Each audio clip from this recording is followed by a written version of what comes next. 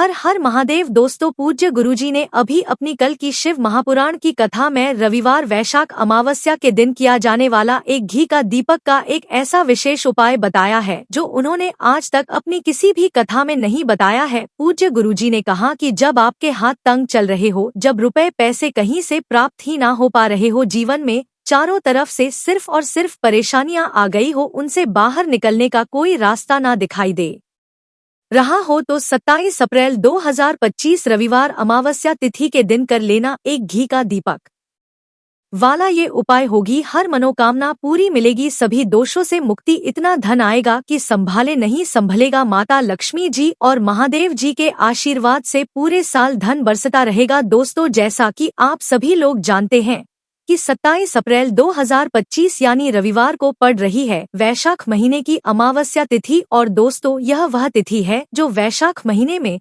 सबसे बड़ी और वैशाख महीने की पहली अमावस्या तिथि है, क्योंकि यह रविवार के दिन पड़ रही है और इस दिन अमावस्या तिथि का व्रत भी रखा जाएगा। और हमारे हिंदू धर्म में इसका बहुत ही बड़ा और विशेष महत्व होता है। पूज्य गुरु जी ने कहा है कि अगर कभी भी मौका लग जाए और वैशाख महीने की अमावस्या तिथि रविवार को पड़ जाए तो आप लोगों को सिर्फ और सिर्फ एक घी का दीपक वाला उपाय तो अवश्य ही करना चाहिए, क्योंकि इन दोनों तिथियों का संयोग बहुत ही कम आता है। इसी के साथ दोस्तों, गुरुजी ने कहा है कि जब भी वैशाख महीने की अमावस्या तिथि पड़े तो आप लोगों को सिर्फ और एक घी का दीपक वाला उपाय तो अवश्य करना चाहिए। यह उपाय इतना खास है कि अगर आपने सही मुहूर्त पर सही क्रिया अनुसार एक घी का दीपक वाला उपाय कर लिया, जो प्राचीन काल के समय का महाउपाय है, तो मान के चलिए दोस्तों, महादेव जी के आशीर्वाद से आपके जीवन का कितना ही बड़ा दुख हो उससे आपको मुक्ति मिल जाएगी। आपकी कोई भी मनोकामना हो, मान लीजिए आप नौकरी की तैयारी कर रहे थे तो आपकी नौकरी लग जाएगी, आपका बंद पड़ा व्यापार चल पड़ेगा। और दोस्तों, आप जिस बीमारी से आप बहुत दिनों से परेशान, उस बीमारी से आपको मुक्ति मिल जाएगी। आपके जीवन में धन आना शुरू हो जाएगा, आपके जीवन में धन आने के नए नए रास्ते खुल जाएंगे। और मान के चलिए दोस्तों, फिर आपको किसी भी प्रकार की परेशानी का सामना नहीं करना पड़ेगा। इसीलिए दोस्तों, 27 अप्रैल रविवार अमावस्या तिथि के दिन आप लोगों को इस वाले उपाय को जरूर कर लेना है। भले ही आपने पूरे साल भर इस उपाय को ना किया हो, पर अगर आपने इस वैशाख महीने में पड़ने वाली अमावस्या तिथि के दिन अगर इस वाले उपाय को कर लिया तो आपको इस उपाय को करने का वह फल मिलेगा जिसकी आपने कभी कल्पना भी नहीं करी हो। इसीलिए आप लोग इस दीपक वाले उपाय को एक बार जरूर कर लेना, ताकि आप लोगों के हाथ से यह मौका ना जा सके और आपको इस उपाय को करने का फल मिल सके। दोस्तों, यह उपाय पंडित जी ने अपनी अभी की ही शिव महापुराण की कथा में बताया है, जो इस उपाय को आज हम आपको बहुत अच्छे से समझाने वाले हैं। इस वीडियो को देखने के बाद इस उपाय को समझने के लिए आपको कोई और वीडियो को देखने की जरूरत नहीं पड़ेगी। तो दोस्तों, इस उपाय को आपको कैसे करना है, कब करना है, कहाँ पर करना है और उपाय को करते समय आपको किन किन गलतियों को नहीं करना है और किन किन बातों का ध्यान रखना है, ये सारी जानकारी हम आपको इस वीडियो में देंगे। तो चलिए भक्तों, उपायों को शुरू करते हैं। अगर आप भी चाहते हैं कि महादेव जी का आशीर्वाद आप पर सदैव बना रहे तो वीडियो को लाइक करें, चैनल को सब्सक्राइब करें और कमेंट बॉक्स में हर हर महादेव जरूर लिखें। और अपने फायदे के लिए, गरीबी दूर करने के लिए इस वीडियो को पूरा देखकर जाना। यदि आज आपने वीडियो को बीच बीच में से देखा, काट काट कर देखा, तो जीवन में आपको कभी सफलता हासिल भी नहीं होगी। देखिए दोस्तों, यह 27 अप्रैल रविवार अमावस्या तिथि का दिन यह इतना खास होता है, इतना महत्वपूर्ण होता है। देखा गया है कभी कभी बड़े बड़े पूजा पाठ अनुष्ठान से जो मनोकामना पूर्ण नहीं होते, वह 27 अप्रैल रविवार के दिन एक छोटे से उपाय करने से ही आपकी मनोकामना पूर्ण हो जाती है। अब हम समझते हैं इस वाले उपाय को हमें करना किस समय है। इस एक घी का दीपक वाले उपाय को हमें वैशाख महीने के रविवार के दिन करना किस समय है, तो देखिए इस उपाय को आने का जो समय है वह सुबह का समय है और शाम का समय भी है। अब देखिए, यहाँ पर हम मुख्य रूप से सुबह का समय नहीं बोलेंगे, क्योंकि 27 अप्रैल रविवार अमावस्या तिथि का दिन है और इस दिन प्रदोष काल के समय का बहुत महत्व होता है। बाकी अगर सुबह के समय भी करेंगे तो भी अच्छा होगा, उसमें कोई भी दिक्कत वाली बात नहीं है। तो चलिए जानते हैं इस विशेष उपाय के बारे में, लेकिन उससे पहले एक प्रार्थना, अगर आप इस चैनल पर नए हैं तो आप इस वीडियो को लाइक करें, चैनल को सब्सक्राइब करें और कमेंट बॉक्स में आप अपनी राशि या अपना नाम जरूर डाल दें, क्योंकि हम राशि से जुड़ा भाग्य भी बताते हैं और भाग्य में चल रही परेशानियों को दूर करने के लिए वो आसान से आसान उपाय भी बताते हैं। तो चलिए अब हम अपने सबसे पहले उपाय की बात कर लेते हैं। को लेना है एक गोल बाती का दीपक। आप चाहें तो मिट्टी का ले सकते हैं या फिर घर से शुद्ध आटा मढ़कर उसका दीपक आप तैयार कर सकते हैं। इसके बाद आपको लेना है शुद्ध गाय का घी। अगर वो नहीं है तो कोई भी देसी घी इस्तेमाल कर सकते हैं, जिससे आपको दीपक प्रज्वलित करना है। देखो अब सब सामग्री लेकर आपको जाना है प्रदोष काल में आपके घर पर तुलसी जी के घेरे के पास में। देखो ये उपाय तो आपको अवश्य करना है। देखो वहां पहुंचकर सबसे पहले वो दीपक आपको प्रज्वलित कर देना है और ओम नमो भगवते वासुदेवाय नमः का 11 बार जाप करना है। उसके बाद आपको अपने सीधे हाथ में थोड़ी हल्दी लेकर उस दीपक में अपना नाम और गोत्र बोलते हुए डाल देना है। उसके बाद माता लक्ष्मी से आपको प्रार्थना करना है कि हे महालक्ष्मी सभी दुख तकलीफों को दूर करो, हे महादेव हमारे सब दुख कष्टों को खत्म करो। इस भावना से आपको ये उपाय करना है। चलिए अब बात कर लेते हैं दूसरे उपाय की। इसके लिए आपको लेना है 11 चावल के दाने। गुरु जी ने कहा है चावल के दाने खंडित नहीं लेने हैं, बिल्कुल साबित होने चाहिए। उसके साथ में आपको लेना है एक बेलपत्र। बेलपत्र का भी एक नियम है, अगर आपके पास बेलपत्र नहीं है तो आप शिवलिंग से उठाकर उसको पुनः शुद्ध जल से धोकर इस्तेमाल कर सकते हैं। इस प्रकार आपको बेलपत्र लेना है। इसके बाद आपको लोटा जल लेना है। अब ये सब सामग्री लेकर आपको जाना है महादेव के मंदिर में। देखो अब आपको उत्तर साइड में खड़े हो जाना है और सबसे पहले आपको एक बेलपत्र अपने हाथ पर और 11 चावल दाने रखकर शिवलिंग के ऊपर अपना नाम और गोत्र बोलते हुए समर्पित कर देना है और ओम नमः शिवाय श्री शिवाय नमस्तु भयम का लगातार जाप करना है। अब आपको जो एक लोटा जल साथ में लेकर आए थे उसे धीरे धीरे बेलपत्र और चावल दाने के ठीक आपको समर्पित करते जाना है और शिव पुराण के मूल मंत्र श्री शिवाय नमस्तु भयम का 11 बार जाप करना है और अपनी मनोकामना बोलते जाना है। देखो बस छोटा सा उपाय करना है, देखना एक दिन आपके सब काम बनने लग जाएंगे। गुरु जी का बहुत ही विशेष उपाय है। चलते हैं तीसरे उपाय की तरह। इस उपाय के लिए आपको मात्र एक लौंग का जोड़ा लेना है, यानी कि 2 फूल वाली लौंग लेनी है। साथ में आपको मात्र थोड़ा सा शहद लेना होगा और इसी के साथ में आपको तांबे के पात्र के अंदर शुद्ध जल लेना होगा। अब देखिए इन सभी सामग्रियों को लेकर के आपको भगवान शिव के मंदिर में पहुंच जाना है। देखें ये उपाय आप सुबह से लेकर शाम तक कर सकते हैं।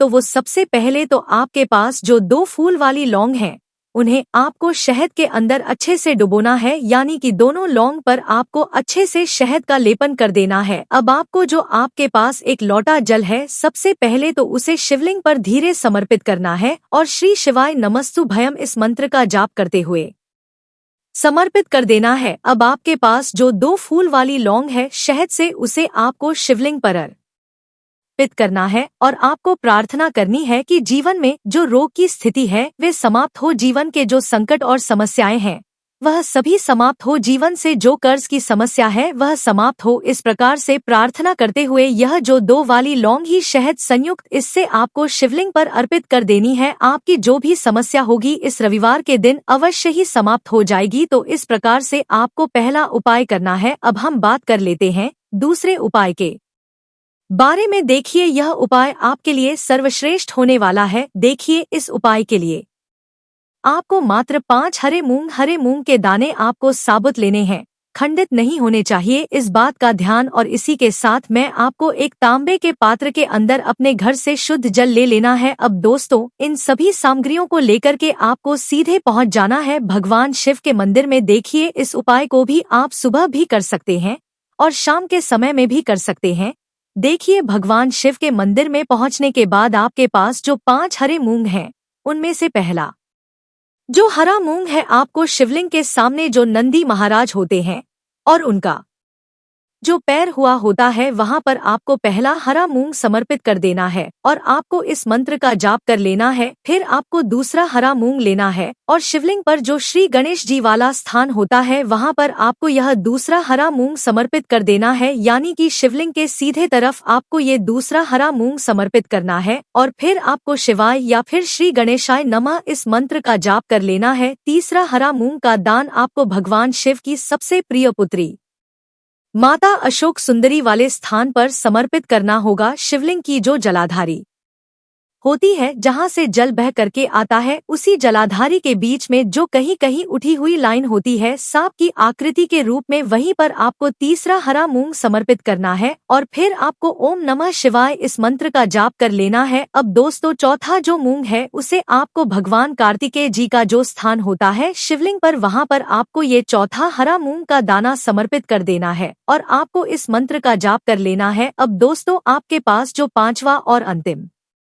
हरा मूंग बचा हुआ है उससे आपको उससे जल के पात्र के अंदर डाल देना है और इस हरे मूंग से युक्त जल से आपको भगवान शिव के शिवलिंग का अभिषेक कर देना है। जल आपको बिल्कुल धीरे समर्पित करते जाना है और लगातार आपको शिव महापुराण के मूल मंत्र श्री शिवाय नमस्तु भयम इस मंत्र का जाप करते रहना है। फिर आपको शिवलिंग के सामने बैठकर यदि आप अपने बच्चों के लिए ये उपाय कर रहे हैं, यदि आप अपने बच्चों की बुद्धि ज्ञान और विवेक के लिए उपाय कर रहे हैं तो उसके लिए आपको प्रार्थना कर लेनी है, या फिर व्यापार में वृद्धि करने के लिए ये उपाय कर रहे हैं तो उसकी कामना करते हुए आपको प्रार्थना कर लेनी है, या फिर अपने के लिए कर रहे हैं या फिर अपने इंटरव्यू के लिए या फिर धन की प्राप्ति के लिए कर रहे हैं, जिस भी कामना के लिए आप उपाय कर रहे हैं उसे परिपूर्ण करने के लिए आपको महादेव से प्रार्थना कर लेनी है और फिर आपको वापस अपने घर आ जाना है। पूज्य गुरु जी ने कहा है कि जो भी व्यक्ति इस उपाय को कर लेता है तो यकीन मानिए आपके जीवन की जो सारे संकट कष्ट और बाधाएं ही वो सभी समाप्त होंगे। अब हम बात करते हैं अगले उपाय की। इस उपाय आपको एक दीपक लेना है। दीपक आप मिट्टी का भी ले सकते हैं और शुद्ध आटा मढ़कर उसका दीपक भी आप तैयार कर सकते हैं।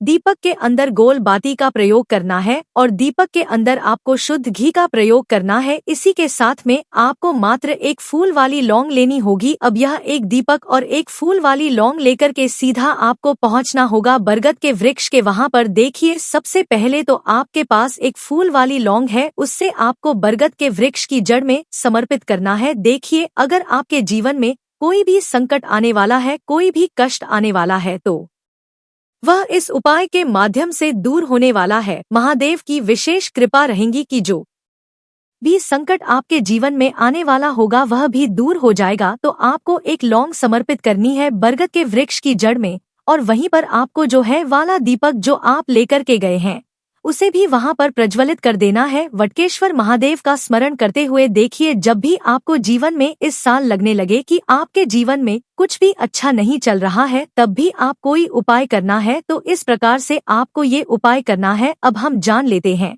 चौथे विशेष उपाय के बारे में। देखें यदि आपके विवाह में शादी में कोई भी समस्या आ रही है, यदि आपका जो कर्ज है वह दिन बढ़ते ही जा रहा है तो आपको ये चमत्कारी उपाय करना चाहिए। कोई भी समस्या अगर जीवन में है तो उसे दूर करने के लिए आप कोई उपाय करना चाहिए। मंगल दोष से जुड़ी हुई समस्या भी है तब भी आपको ये उपाय करना चाहिए। देखिए इस उपाय के लिए आपको एक तांबे के पात्र के अंदर अपने घर से शुद्ध जल लेना है और इसी के साथ में आपको एक छुटकी लाल चंदन लेना होगा। अब आपको क्या करना है कि जो लाल चंदन आपने लिया है उसे उससे जल के पात्र के अंदर डाल देना है और ये जल जो है आपको लाल चंदन से युक्त तैयार कर लेना है और ये लाल चंदन से युक्त जल आपको भगवान शिव के मंदिर में लेकर के पहुंचना है। लेकिन ये उपाय भी आप सुबह से लेकर के शाम तक कर सकते हैं।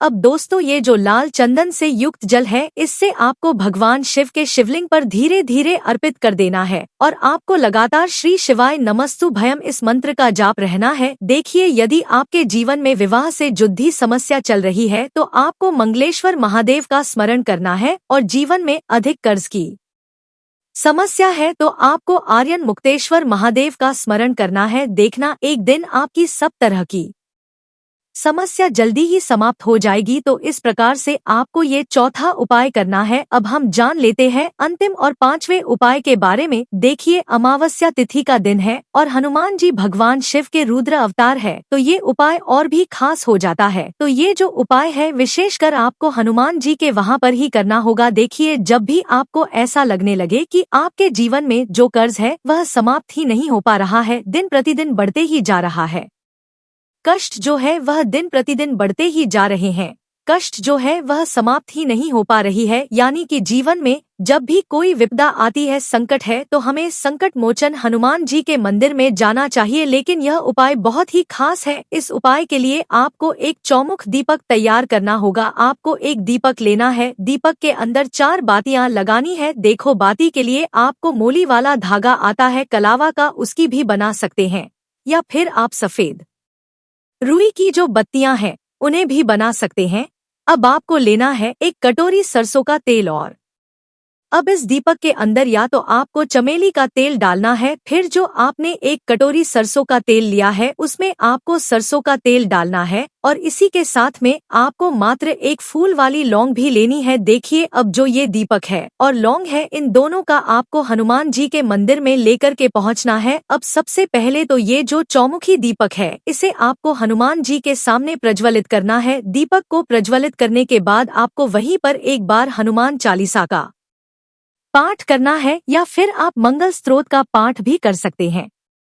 अब आपके पास जो एक फूल वाली लौंग है उनसे आपको अपने सीधे हाथ में रखना है। आपको प्रार्थना करनी है हनुमान जी से कि जीवन की जो भी संकट है, विपदा है, वो सभी आपकी कृपा से दूर हो। और ये जो एक लौंग है इससे भी आपको उससे चौमुखी दीपक के अंदर डाल देनी है और अपनी मनोकामना बोल देना है। गुरु जी कहते हैं कि कुछ दिनों में ही आपकी सब मनोकामना पूरी हो जाएगी। तो इस प्रकार से ये सुंदर सा और सरल सा उपाय करना है। बात कर लेते हैं जो कि है तुलसी जी के पत्तों का बहुत ही चमत्कारिक उपाय। देखिए, हम सभी के घरों में माता तुलसी का पौधा अवश्य ही होता है।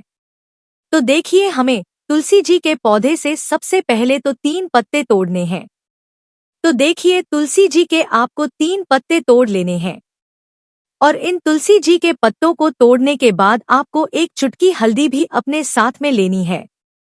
हल्दी के अंदर आपको जल मिलाकर के पेस्ट के रूप में तैयार करना है, और इसी के साथ में आपको एक दीपक भी लेना होगा। दीपक आप का भी ले सकते हैं, आटे का भी ले सकते हैं, और इस दीपक में आपको शुद्ध घी डाल करके इसमें आपको लंबी रुकी बाती का प्रयोग करना है। देखिए दोस्तों, आपके पास है 3 तुलसी जी के पत्ते। तो पहला जो तुलसी जी का पत्ता है उस पर आपको सबसे पहले तो जो आपने हल्दी ली है उसकी एक बिंदी लगानी है। और पहला जो तुलसी जी का पत्ता है, आपके घर में भगवान विष्णु का चाहे कोई सा भी स्वरूप हो, चाहे लड्डू को गोपाल जी का स्वरूप हो, या फिर भगवान कृष्ण की आपके मंदिर में प्रतिमा हो, या फिर भगवान श्री रमा की प्रतिमाएं, उनके आपको पहला तुलसी जी का पत्ता अर्पित करना है। अब देखिए दोस्तों, आपके पास जो 2 तुलसी जी के पत्ते हैं और आपके पास जो एक दीपक है, इन्हें आपको लेकर के पहुंचना है अपने ही घर में तुलसी जी के पौधे के पास में। देखिए, सबसे पहले तो आपके पास जो 2 तुलसी जी के पत्ते हैं उन पर भी आपको हल्दी की एक एक बिंदी लगानी है, और उन दोनों ही तुलसी जी के पत्तों को आपको अपने घर में तुलसी जी के पौधे के वहां पर ही अर्पित कर देने हैं। और इससे यह दोनों पत्ते भी तुलसी जी के पौधे के पास में अर्पित करने के बाद अंत में जो आपके पास एक लंबी बाती का दीपक है, इसे आपको तुलसी जी के पौधे के पास में ही प्रज्वलित कर देना है। जो भी व्यक्ति अपने ही इस प्रकार से तुलसी जी के 3 पत्तों का यह उपाय कर लेता है तो उसका परिवार हमेशा खुश रहता है, उसके परिवार में कभी भी कोई भी संकट उत्पन्न नहीं होता।